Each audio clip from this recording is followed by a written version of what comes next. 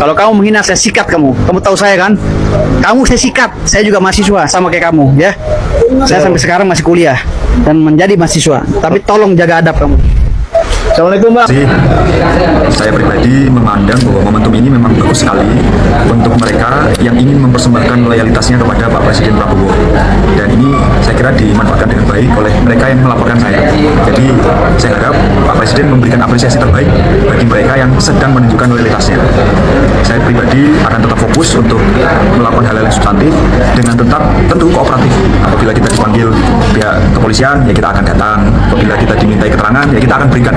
Tapi yang jelas fokus kita adalah pada hal-hal yang substantif dan strategis, terutama untuk menjalankan peran kita sebagai warga negara yang kritis. Karena Indonesia ini kan rumah yang semua bagian bangunannya itu hampir roboh dan hanya bisa diselamatkan dengan cara mengoptimalkan seluruh peran anak-anak bangsa.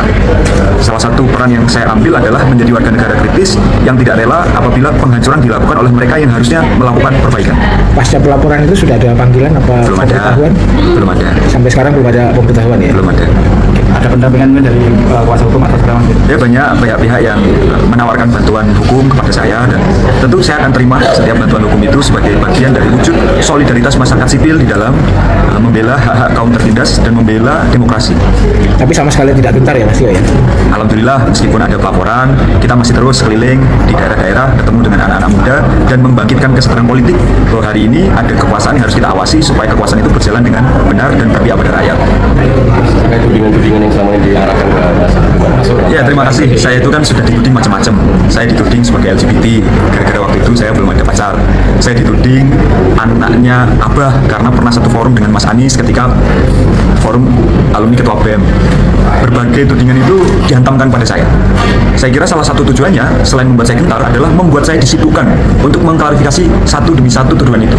Sehingga yang saya sampaikan pada rekan-rekan adalah saya memilih untuk tetap fokus pada hal-hal yang strategis, pada hal-hal yang substantif, dan tidak mau sibuk untuk menjawab satu persatu tudingan itu. Biarlah waktu yang menentukan apakah tudingan itu benar atau keliru. Biarlah narasi yang saya ucapkan yang jadi ukuran apakah tudingan itu benar atau keliru. Karena hanya dengan itu cara kita untuk mengukur apakah kita itu adalah sosok independen atau kita adalah berpatron pada pihak-pihak tertentu. Termasuk yang soal tuduh dekat dengan PDIP itu juga Mas? Ya hari ini saya kira memang tuduhan itu dilakukan untuk menyibukkan saya. Jadi saya pribadi memilih fokus untuk pada hal-hal yang strategis dan hal-hal yang substantif. Terkait kedekatan dengan pihak-pihak tertentu, saya kira orang bisa melakukan cocokologi macam-macam. Saya tetap independen sebagai individu yang merdeka. Yang mendasar ketika Republik ini berdiri. Teman-teman, Republik ini berdiri itu. Yang mendirikan ini kaum intelektual. Kaum intelektual yang mendirikan. Mereka orang-orang yang sekolah, orang-orang yang melek, orang-orang yang bacaannya luas, cerdas, luas wawasannya, jauh pikirannya. Dan itu bukan mitos. Itu baca saja di dalam perdebatan BPU PKI. Kalau lihat notulensi di dalam perdebatan di BPU PKI, maka kita akan merasakan kekaguman. Ini zaman belum ada AI, tapi intelijensia mereka itu sudah luar biasa. Tahunnya 45, belum ada Google, belum ada itu semua. Coba sesekali, kalau Anda punya kesempatan, baca beberapa saja. Sekedar untuk dapat gambaran. Nah, yang menarik sesungguhnya bukan pada aspek kecerdasan itu tadi. Yang menarik adalah mereka memiliki integritas yang luar biasa. Sehingga sekelompok orang ini dipercaya oleh semua. Dipercaya oleh semua. Sehingga gagasan yang mereka bawa, janji kemerdekaan yang mereka gulirkan, itu mendapatkan dukungan dari begitu banyak. Mereka semua teruji. Dari mana? Karena tidak ada dari mereka yang punya rekam jejak sebagai komprador. Komprador itu apa? Komprador itu orang yang bekerja sama dengan penjajah, dengan asing. Tidak ada. Mereka orang-orang yang punya riwayat beranian. Memang sempat ada perdebatan di era Jepang. Apakah Putera yang dipimpin waktu itu oleh salah satunya Bung Karno dan lain-lain, itu dianggap waktu itu kooperatif pada Jepang. Yang non-kooperatif itu anti dengan mereka. Catatan sejarahnya ada. Tetapi terbukti semua memiliki keseriusan untuk memperjuangkan kemerdekaan. Nah, apa yang membuat mereka dipercaya? Karena mereka berintegritas. Dan karena mereka berintegritas itu, maka gagasan yang mereka bawa diterima hampir tanpa syarat. Di seluruh Indonesia. Hampir tanpa syarat.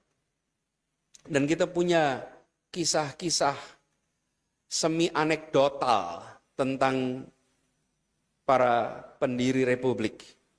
Teman-teman, saya sering istilahkan ini pendiri republik. Halo teman, jumpa bersama saya di Kacamata Dangi. Ya, ini menarik sekali teman. Bagaimana kalau kita melihat ya Firdaus versus Tio Ardianto. Beberapa waktu yang lalu itu ramai sekali ya. Ketika Tio Ardianto, mantan BEM UGM ini ya, selalu dan konsisten memberikan kritikan kepada Prabowo Subianto dan program MBG-nya, teman-teman.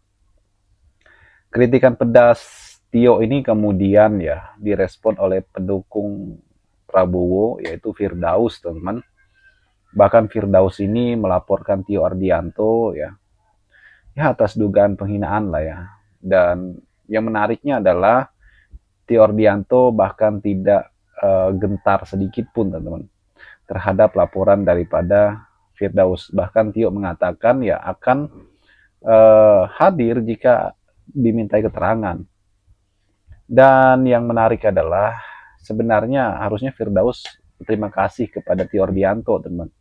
Sebab ya biar bagaimanapun ya Tio ini berkontribusi memberikan saran dan kritik ya. Bahkan Prabowo sendiri pun terlihat ya mendengarkan kritikan dari masyarakat dan akhirnya kan mengevaluasi program-program prioritasnya seperti MBG, teman-teman. Dan akhirnya kan Kepala Begenda dan Indrayana kemudian ditangkap ya kan bersama dengan dua rekannya. Dan ini kan ya atas kontribusi masyarakat memberikan kritikan, teman.